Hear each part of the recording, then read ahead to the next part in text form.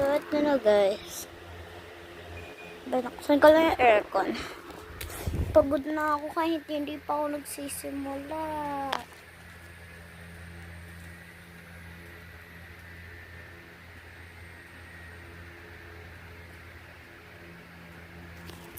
Uwerte ko. Post lang.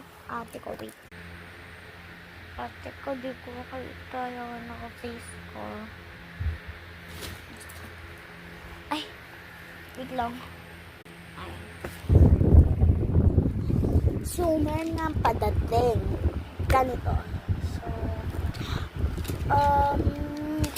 na-sure ko na clean yung desk ko. Of course, duh. Guys, pag sa bahay, ang bilis lang.